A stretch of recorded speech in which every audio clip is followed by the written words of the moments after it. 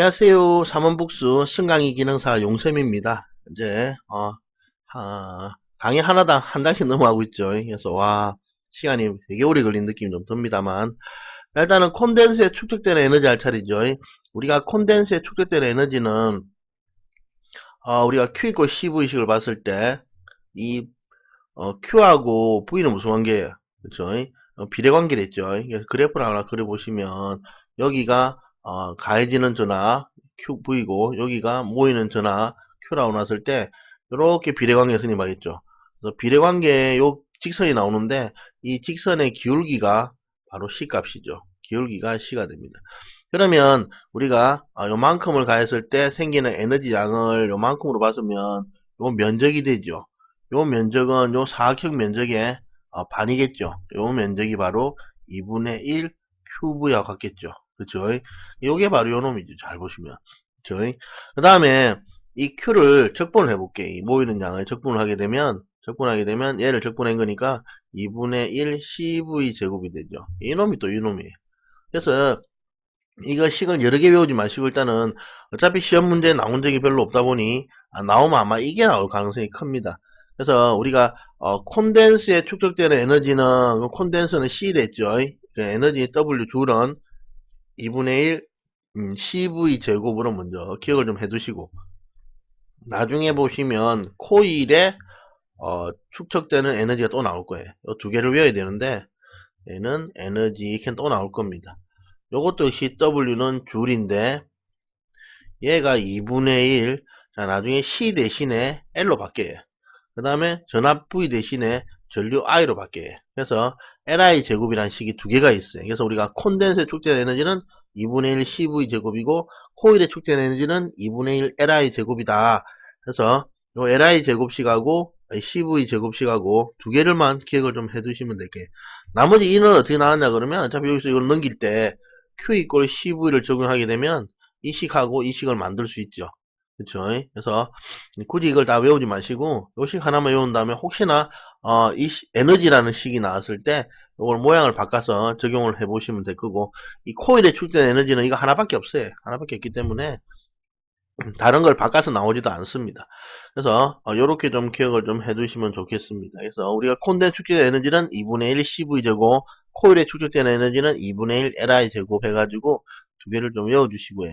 이제 우리가 지금 이게 적분식이다 보니 우리가 좀 아까 전에 얘기했지만 기능사에서 적분을 다루지 않는다 그랬죠. 미적분을. 그래서 그냥 이렇게 식을 외우는 걸로 여러분들이 정리를 좀 해주셨으면 하겠습니다. 이게 파고들면 또 힘드니까 그 다음에 직류회로와 교례로 들어와서 이제 전자가 등장할게. 왜냐하면 이 직류는 전류가 흐르는데 전류의 흐르면 이 자유전자의 흐름으로 보기 때문에 전자가 가지고 있는 전기량만큼의 이동을 하는 걸로 볼 수 있겠죠. 그래서 우리 전자 한 개 전기량 E는 1.6 곱하기 10의 마이너스 19선 쿨롱이에요. 전자가 마이너스 1.6 곱하기 10의 마이너스 19선 쿨롱의 전기량을 가지고 있고 이 양성자는 플러스 1.6 곱하기 10의 마이너스 19선 쿨롱을 가지고 있습니다. 그러면 전자 값이 커요? 양성자 값이 커요? 누가 더 큽니까? 같습니다.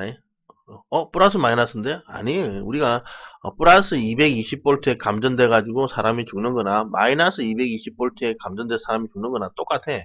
무슨 말인지 아시겠죠?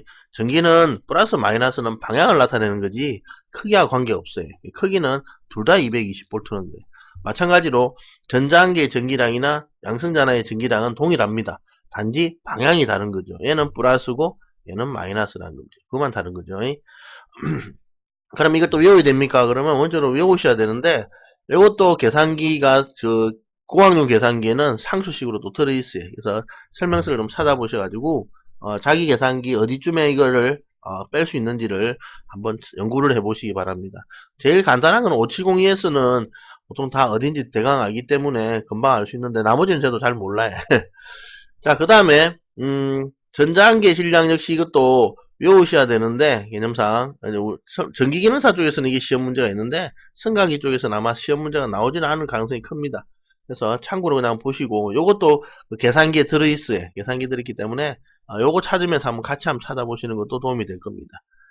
자, 그 다음에 자, 우리가 전류란 것은 뭐냐 그러면 이 자유전자 이동이에요. 근데 우리가 전류는 옛날에 프랭클린 아저씨가 플러스에서 마이너스로 간다. 이건 모레스의 자연의 법칙이랬죠. 이렇게 해가지고 전류를 이미 정의를 해놨기 때문에 나중에 보니까 이 전자는 마이너스에서 플러스로 이동하는 성질이 있죠. 왜? 전자가 마이너스니까 플러스로 딸려가겠죠. 네, 그런 성질 때문에 반대로 움직입니다. 그래가지고 나중에 그럼 전류의 방향도 마이너스에서 플러스로 바꿔야 되는 거 아니냐라고 논쟁이 있다가 지금은 그냥 두 개 따로 그냥 봐요. 그래서 전류는 어디서 어디로? 플러스에서 마이너스로. 전자는 어디서 어디로? 마이너스에서 플러스로. 이렇게 기억을 좀 해두시면 될 것 같아요. 그쵸? 그 다음에 우리가 전류는 앞에 잠깐 언급을 했죠. 전류 I라는 놈은 시간당 흘러간 전하량으로 본댔어요. 그쵸? 그래서 1초에, 단위 시간에 1초에 1쿨롱의 전하가 이동하면 1암페어다. 이렇게 보는 거예요. 그쵸? 그래서 단위 시간에 1쿨롱이 이동하면 1암페어다. 이렇게 봅니다. 그래서 요거 두 개를 일단은 외우셔야 됩니다. 전류의 정의식이라고 생각하시면 될 거예요. 정의를. 반면에 전압의 정의가 이제 등장하는데, 자, 전압의 정의는 우리가 전위차라고도 부릅니다. 전위의 차라는 뜻인데, 개념상 우리가 위에서 전류가 Q가 이동한 거랬죠. 시간당 Q가 이동했는데 이 Q가 이동하면서 한 일이에요. 그렇죠? 그러면 내가 우리가 호수를 한번 봅시다. 이게 호수가 있는데 여기로 물이 흐를 거예요. 이 나오는 게 이제 Q가 나오겠죠. 그러면 물이 나오면서 일을 할 겁니다. 근데 우리가 그냥 호수에 물 틀어놓으면 일을 많이 해요, 지게. 일을 별로 못 하겠죠. 그래서 우리가 호수를 꼭 잡아야 이렇게 꽉 잡아주면 이렇게 꽉 잡아주면 어떻게 돼? 요 입구가 좁아지면서 물이 이렇게 안 나오고 이렇게 나가죠. 그쵸? 그래서 우리가 보통 청소할 때 호수를 틀었을 때 어떻게 합니까? 그냥 물을 줄줄줄 뿌리는 게 아니고 꽉 눌러갖고 쫙 뿌리죠. 그러면 어떻게 돼? 청소가 일을 많이 할 수 있죠. 그러니까 요 하는 것이 일이라고 보면 이렇게 압력을 가한 게 이게 압력이라고 전압이라고 볼 수 있죠. 전압을 가할수록 일을 많이 하게 되죠. 전압을 가할수록 일을 많이 하게 되죠. 그렇죠? 그래서 전압은 일하고 비례관계가 성립하는 거예요. 그렇죠? 그래서 단위 주어진 물 가지고 얼마만큼의 일을 했느냐가 바로 전압이다라고 보는 개념입니다. 그래서 단위 전압 1쿨롱이 이동하면서 1줄의 일을 하였다면 1볼트가 된다라고 볼 수 있는 거죠. 그래서 요걸 전압 또는 전위차라고 불러요. 그렇죠? 그 다음에 우리가 보통 전위차가 계속적으로 일어나야만 뭐가 됩니까? 계속적으로 전기를 쓸 수 있겠죠. 그래서 지속적으로 전위차를 일으켜야 되는데 그 장비가 주로 발전기하고 건전지 같은 전지겠죠. 그래서 우리가 발전기하고 전지는 기속적으로 전위차를 일으키는 즉 계속적으로 전압을 발생시켜 주기 때문에 그 전압을 기전력 E라고 하고 여전히 단위는 볼트를 씁니다. 그래서 우리가 전압 V하고 볼트 쓰는 거하고 같다고 보시면 되는데 주로 발전기 쪽에는 E를 많이 써요. 기전력이라는 뜻으로. 그 다음에 요것도 V는 Q분의 W를 W 이퀄 QV로 외워도 되겠죠. 그죠? 이렇게 외우셔도 관계는 없습니다. 그죠? 자, 그 다음에 넘겨서 자, 오음의 법칙이 등장하죠. 그래서 우리가 오음의 법칙입니다. 오음. 저항이라는 것은 뭐냐는 거죠. 저항이라는 것은 우리가 전류의 흐름을 방해하는 것을 저항으로 보는 거예요. 그럼 당연히 저항이 셀수록 뭐가 돼? 저항이 셀수록 저항이 클수록 전류는 작아지겠죠. 그러면 우리가 전류랑 저항은 무슨 관계? 그렇죠. 반비례 관계 이렇게 되겠죠. 그렇죠. 그럼 우리가 저항이 셀수록 뭐가 돼? 전류가 못 흐르니까 뭐가 됩니까? 마치 압력이 증가한 거하고 비슷하죠. 그렇죠. 그래서 우리가 저항하고 전압은 뭐다? 비례관계가 성립하는 거예요. 그렇죠. 우리가 물 호수를 꾹 누르면 뭐가 돼? 아까처럼 이렇게 호수가 있는데 호수를 이렇게 눌러버리면 그렇죠. 호수를 이렇게 눌러가지고 전압을 가한 거하고 여기서 물이 잘 통과를 못 하잖아요. 그렇죠. 그러니까 이 저항이 증가한 거하고 비슷하죠. 개념이. 그래서 전압이란 개념하고 저항이란 개념은 비례관계가 나옵니다. 그래서 이 식을 넣은 게 V는 IR에서 우리가 전기에서 제일 중요한 식 중 하나가 바로 V는 IR이에요. 그래서 전류는 전압에는 뭐다? 비례관계지만 저항에는 반비례관계가 성립하는 거죠. 이렇게 보는 식입니다. 첫 번째 식이고 요걸 오음의 법칙이라고 불러요. 그 다음에 이 저항이라는 것은 R, 레지스트라는 이름을 쓰고 저항은 기호를 갖다가 ohm이라고 읽어요. ohm. OHM입니다. ohm이라고 읽어요. 그 다음에 이제 이 저항이라는 개념은 우리가 물의 흐름을 방해해야 되니까 이렇게 호수에 물이 지나갈 때 이 면적이 넓으면 잘 지나가요, 못 지나가요? 잘 지나가죠. 그러면 우리가 면적이 넓을수록 단면적 A가 넓을수록 전류가 잘 지나가니까 저항은 작다고 봐야겠죠. 그쵸? 그래서 면적하고 저항은 무슨 관계? 반비례하게 된 거예요. 그쵸? 그 다음에 두 번째는 호수의 길이.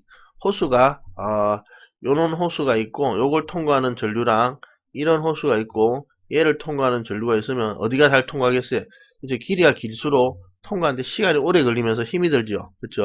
그래서 길이하고는 반비례가 아니고 비례관계죠. 길이가 길수록 전류가 잘 흐르기 힘든 거죠. 다 역으로 말하면 저항이 커진다라고 볼 수 있기 때문에 길이가 증가하면 저항이 증가한다 해서 비례로 볼 수 있겠죠. 그 다음에 요거는 이제 우리가 상수 하나 넣어서 고유저항 또는 저항률이라고 불러요. 그래서 비례하는 고유저항은 얘는 기본적으로 뭐다? 재질에 따라서 다른 거죠. 자, 이렇게 식을 만들었을 때 우리가 보통 전선은 이 면적이 뭐가 돼? 원의 면적이랬죠. 그쵸? 원의 면적이니까 파이 r 제곱이 되겠죠. 그쵸? 요 면적. 그러면 만약에 이걸 아까 지름으로 고치면 돼. 4분의 파이 d 제곱으로 바꿀 수 있겠죠. 요 같은 겁니다. 요 같은 거랬어요. 요렇게 해서 식을 바꿀 수 있더라. 정도만 좀 이해를 해주시고 그 다음에 문제가 자, 요 같은 경우에 보통 일반적으로 우리가 이 식의 비례관계를 써서 묻는 문제가 나오는데 그러면 기본적으로 지웁시다. 자, 요 최적 일찍이 아닌 경우라는 것은 말을 안 줘요. 그냥 아무 말도 없이 그냥 저항값의 변화를 물으면 길이하고 아까 저항은 무슨 관계? 비례했죠. 길이 L하고 저항값은 비례입니다. 그래서 길이가 N배로 커지면 저항도 몇 배? N배로 커지더라 이렇게 돼요. 그렇죠? 반면에 반지름하고 지름은 어때? 반지름하고 지름은 제곱의 반비례죠. 그쵸? 그러니까 제곱의 반비례니까 R은 제곱의 반비례만큼 변하는 거죠. 이렇게 되겠죠. 그래서 이런 식으로 비례가 나오는 문제가 있는 반면에 이제 이게 뭐가 나오냐 그러면 최적 일정이라는 말이 등장합니다. 또는 잡아당기거나 늘렸을 경우라는 말이 나와요. 무슨 말이냐 그러면 우리가 엿을 요런 엿이 있어요. 요런 엿이 요런 엿을 양쪽에서 잡아당기면 어찌 돼? 양쪽에서 잡아당기면 엿은 쭉 늘어나죠. 늘어나면서 요 면적이 어떻게 돼? 면적이 줄어들죠. 요 면적에 비해서 요 면적으로 줄어들죠. 그렇죠? 왜? 엿이 늘어나면서 줄어들어요. 하지만 전체 부피, 그러니까 요 최적은 안 변하지요. 최적은 일정한 상태라는 얘기죠. 그렇죠? 요런 경우가 되는데 요거는 항상 우리가 요 시 값에다가 뭐 하냐 그러면 제곱을 주시면 돼요. 그래서 우리가 원래 길이가 n배일 때 r은 n배죠. n배에다가 제곱을 넣어서 n제곱배가 되고 반면에 단면적은 반비례니까 n배면 r은 n분의 1배인데 여기에다가 제곱을 줘서 n제곱분의 1배가 되는 거예요. 그 다음에 반지름과 지름은 n배 주면 아까 n제곱분의 1배인데 여기에 다시 n제곱분의 1배에 다시 제곱이 돼가지고 n4승분의 1배가 되죠. 그래서 만약에 반지름을 2배로 하면 R은 몇 배가 돼요? 그러면 16분의 1배로 확 줄어버려요. 그쵸? 이런 현상이 생깁니다. 그래서 요거 가지고 시험 문제를 한 번씩 물어보기도 하는데 자관 원래 식에서 나온 값에다가 비례에다가 뭐 한다? 제곱만 하나 붙여주시면 이 최적 일정식이 되는 거예요. 개념상. 그래서 밑에 보시면 자 전선의 길이를 고르게 2배로 늘렸을 때 단면적은 반으로 줄었어요. 이게 뭐냐 그러면 보통 우리가 늘릴 때 그쵸? 전선을 늘릴 때 또는 최적 일정과 같은 식이에요. 왜? 길이가 늘 때 면적이 줄었다는 얘기는 우리가 잡아 당긴 거죠. 그러면 저항은 몇 배가 되냐 그러면 기본적으로 우리가 전 길이가 2배로 늘면 그쵸? R은 길이 L에 비례하니까 얘 2배 되면 그쵸? 얘도 2배가 되겠죠. 근데 이게 최대 일제니까 제곱을 해서 4배가 되는 거하고 같습니다. 그래서 답은 1번이고 아니면 이렇게 안하고 길이가 는 때 단면적이 느는 걸 같이 줬죠. 그럼 동시에 2개를 식에 넣어서 밑에 있는 것처럼 면적에는 2분의 1a 반으로 줄였다는 걸 넣고 길이는 2배를 넣으면 이것도 4배가 되죠. 같은 문제죠. 이렇게 되는 거예요. 그래서 뭘 해도 답은 4번인데 혹시나 이걸 갖다가 늘린다는 말을 주고 단면적을 안 주고 길이만 주는 경우도 있을 수가 있겠죠. 반면에 이제 반지름을 손을 대는 수도 있습니다. 그러면 거의 뭐 틀리라고 내는 문제 가까워지는데 그래도 여러분들은 한번 보셔야 돼요. 그 다음에 고유장의 단위는 참고로 그냥 봐둡니다. 얘는 시험에 나올지도 모르는데 고유장의 단위는 없어요. 그래서 우리가 R은 로우의 A분의 L에서 L이 단위가 없으니까 요 A분의 L을 저 반대편으로 한번 넘깁시다. 그러면 로우는 뭐가 돼? R에다가 L분의 A가 되죠. 그러면 우리가 R은 저항이 5ohm이고 그 다음에 A는 면적이 메다 제곱이고 밑에 길이는 메다 이렇게 되겠죠. 그러면 여기서 메다하고 메다 제곱 하나 약분하면 다시 옴메다로 바뀌겠죠. 그래서 요 단위가 첫 번째 옴메다 단위가 되고, 근데 우리가 실제로는 전선은 어떻게 돼? 전선은 길이는 길지만 면적은 되게 작지요. 그래서 보통 길이는 메다 단위로 쓰고 면적은 스퀘어 또는 밀리미터 제곱의 단위로 씁니다. 그래서 우리가 보통 단위로 쓰게 되면 얘를 옴에 쓰고 그 다음에 면적은 밀리미터의 제곱으로 쓰고 길이는 메다로 쓰게 되면 이 단위가 되는 거죠. 그렇죠. 그럼 이 두 개 단위는 뭐다? 같은 단위인데 크기가 다른 거죠. 크기가. 그래서 1오음메다는 10의 육성의 5mm 제곱퍼메다고 역으로 1오hm/mm 제곱메다는 10의 육성의 5오hm/메다가 됩니다. 그래서 이거는 한 번씩 참고로 보시고 넘어가셔도 될 것 같아요. 그 다음에 요거는 이제 우리 시험에 나온 적은 없는데 5번하고 6번은 전기 배우시는 분들은 참고로 기억을 좀 해주셔야 될 게 우리가 컨덕턴스라는 게 있습니다. 얘는 뭐예요? 그러면 저항의 역수예요. 그래서 우리가 R분의 1을 말하고 단위를 쓰게 되면 1 나누기 5ohm이죠. 그쵸?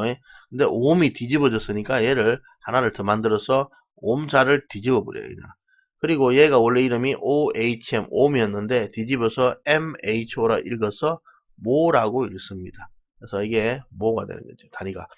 그래서 컨덕턴스는 저항의 역수인데 이거 어디 씁니까? 물어보시면 우리가 병렬 계산할 때 주로 저항 대신 쓰는 거예요.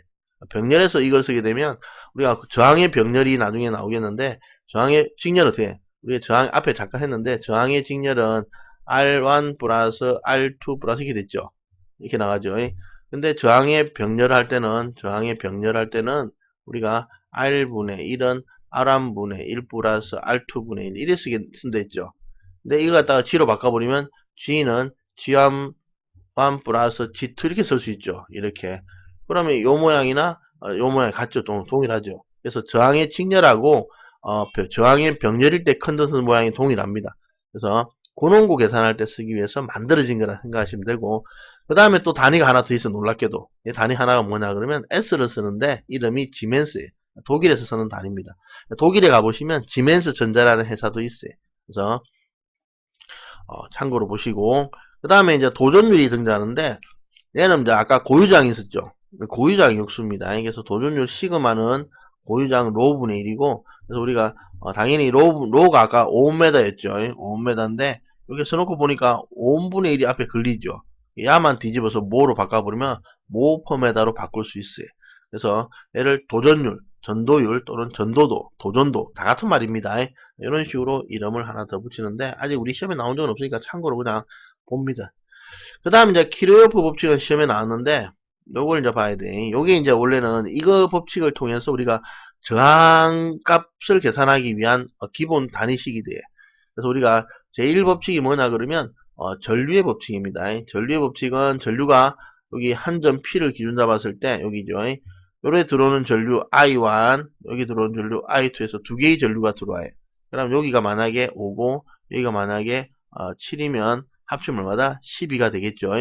그때 요 P점에서 나가는 거 I3, I4, I5가 있을 때 얘가 만약에 3이고 얘가 만약에 6이고 그러면 얼마예요? 9고 그러면 여기가 3이 되겠죠. 그래서 들어온 양하고 나간 양은 뭐다? 같아야겠죠. 왜? 물이잖아요. 물. 전류라는 개념이 물로 봤잖아요. 그래서 들어온 전류량, 유입 전류량과 나가는 전류량, 유출 전류량은 똑같아야 되죠. 근데 만약에 들어온 게 12개인데 나간 게 12개니까 얘는 맞죠. 그쵸? 근데 들어온 게 12개인데 나간 게 11개면 한 개는 어디 갔을까요? 한 개는 그래서 12는 11 플러스 1인데 요건 나간 거면 한 개는 어디 갔다? 얘가 바로 누전이죠. 누설전류. 그래서 누출이 됩니다. 누출량이 바로 누전이에요. 누전. 우리가 누전 누전 자체가 누전에 의한 화재가 왜 발생하냐 그러면 전류가 들어왔다가 다 안 나가고 한 개가 남아 있는 거예요. 그놈이. 예, 그놈이 이제 사고를 치는 거죠. 자, 그래서 요게 이제 회로고 일단 이 회로를 보시면 이게 딱 회로가 아니고 이 열린 모양으로 되어 있죠. 그래서 이걸 열린 회로, 개회로라고 부르기도 합니다. 반면에 이제 제2법칙은 전압 강화의 법칙인데, 자, 요거는 보통 이렇게 저항을 이렇게 쭉 연결했을 때, 이런 식으로 연결했을 때, 여기 기전력이 건전지를 여러 개 붙였다고 봤을 때, 여기 기전력의 총합, 시그마 E가 있을 거예요. 그렇죠? 그러면 각 저항마다 저희 전압이 V1, V2, V3가 있을 건데, 이걸 다 더한 값, 시그마 V가 될 거죠. 이게 전압 강화, 요 V의 값하고 기전력의 값, 시그마 E는 뭐다? 같겠죠. 그래서 전압 강화, 총 전압 강화의 총합과 기전력의 총합은 같다라는 법칙이 되고, 요거는 다치내로 이렇게 폐로죠. 이게 이렇게 전류가 한 바퀴 돌면 제자리 돌아오죠. 이런 식으로 폐로해서 주로 언급한 문제가 됩니다. 자, 그 다음에 이제 하나 더 하면, 자, 여기서 우리가 I1, I2, I3는, 요거는 알겠죠? I1 플러스 I2는 들어온 양, I3 플러스 I4 플러스 I5는 나간 양이죠. 그럼 이걸 다시 한쪽으로 넘기면, I1 플러스 I2 빼기 I3 빼기 I4 빼기 I5는 0이다. 이래서 되죠. 그쵸? 그래서, 음, 이렇게 쓸 수도 있습니다. 그 다음에 I1 플러스 I2 플러스 I3 플러스 I4 플러스 I5도 0이다. 이래서 뭐지 돼? 좀 달라 보이죠? 이 두 개가. 그쵸? 근데, 이것도 돼. 무슨 말이냐 그러면, 요 위의 식은 보통 스칼라 식이라고 불리는 크기만 가지고 있는 식일 경우가 해당하고, 밑에 있는 식은 벡터라 본다면, 우리 벡터는 방향을 가지고 있어요. 그래서 I1, I2는 들어오는 방이니까 플러스로 놓고 I1, I3, I4는 나가는 방이니까 마이너스로 계산을 할 수밖에 없기 때문에 어차피 동일한 값이 됩니다. 그래서 스칼라 말고 벡터로 보면 전체의 전류의 합은 뭐가 돼? 빵이 되죠. 그래서 흘러 들어오고 흘러 나가는 전류의 대수의 합은 얼마다? 0이다 라고 볼 수도 있는 겁니다. 무슨 말인지 아시겠죠? 이런 식으로도 해석이 돼.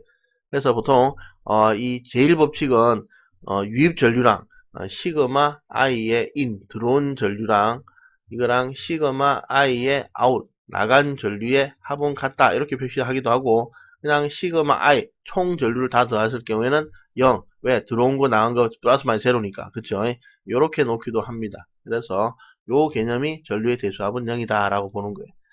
자 그래서 답은 키르호프의 법칙이 되죠. 자, 여기까지 보셔서 정리를 좀 해두시고, 그 다음에 아마 뭐 나오죠? 다음 전기, 전류, 이제 직렬, 병렬 연결이죠. 요거는 또 다음 파트에서 보도록 하겠습니다. 수고하셨습니다.